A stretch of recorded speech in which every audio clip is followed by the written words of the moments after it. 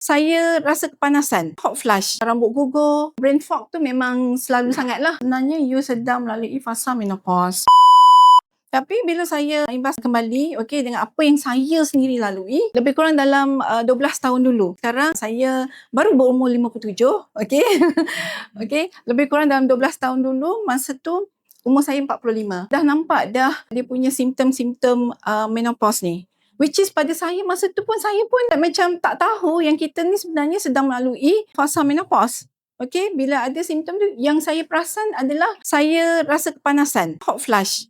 Bila malam saya rasa panas, lepas tu mood tu tak usah cerita lah. Rambut gugur, brain fog tu memang selalu sangat lah. Saya jumpa doktor, and then doktor kata, Rita, sebenarnya you sedang melalui fasa menopause. Dia bagi saya HRT, iaitu hormone replacement therapy pill. Of course saya balik tu saya buat bila saya dapat tahu sebenarnya HRT ni is not good kalau kata kita consume dalam jangka masa yang terlalu lama.